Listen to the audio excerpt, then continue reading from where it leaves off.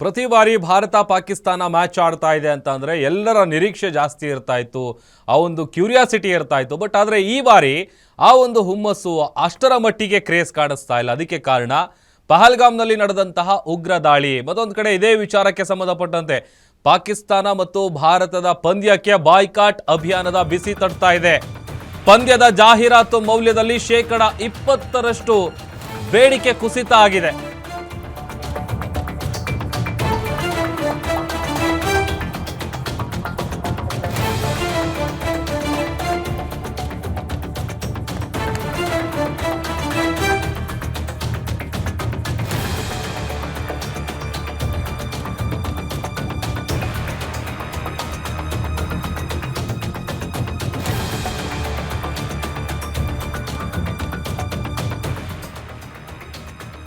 ಭಾರತ ಪಾಕಿಸ್ತಾನದ ಪಂದ್ಯಕ್ಕೆ ಬಾಯ್ಕಾಟ್ ಅಭಿಯಾನದ ಬಿಸಿ ತಟ್ತಾ ಇದೆ. ಪಂದ್ಯದ ಜಾಹೀರಾತು ಮೌಲ್ಯದಲ್ಲಿ 20% ಬೇಡಿಕೆ ಕುಸಿತ ಆಗಿದೆ.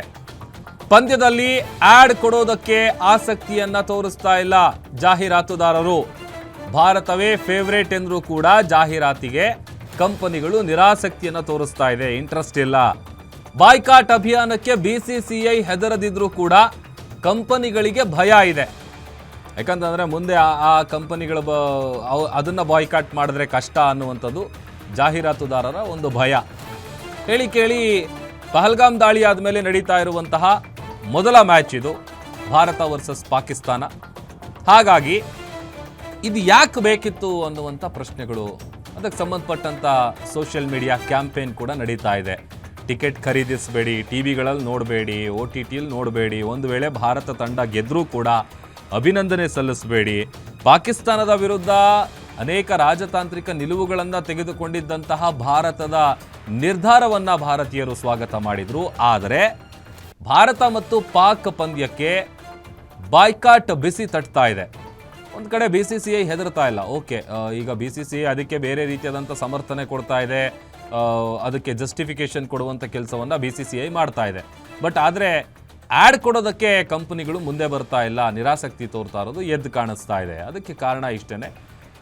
ಪಾಕಿಸ್ತಾನದ ವಿಚಾರವಾಗಿ ಹಿಂದೆ ಯಾವ ರೀತಿಯಾಗಿ ಪಾಕಿಸ್ತಾನವನ್ನು ಭಾರತ ನೋಡ್ತಾ ಇತ್ತು, ಆಮೇಲೆ ಪಹಲ್ಗಾಮ್ ದಾಳಿ ಆದ ನಂತರದಲ್ಲಿ ಭಾರತ ಈಗ ಪಾಕಿಸ್ತಾನವನ್ನು ಹೇಗೆ ನೋಡ್ತಾ ಇದೆ, ಎಲ್ಲ ವಿಚಾರದಲ್ಲೂ ಕೂಡ ಪಾಕಿಸ್ತಾನಕ್ಕೆ ಮುಟ್ಟು ನೋಡ್ಕೊಳ್ಳುವಂತಹ ಏಟನ್ನು ಭಾರತ ಕೊಟ್ಟಿದೆ. ಬಟ್ ಆದರೆ ಕ್ರಿಕೆಟ್ ವಿಚಾರದಲ್ಲಿ ಯಾಕೆ ಇದರ ಅವಶ್ಯಕತೆ ಇತ್ತಾ?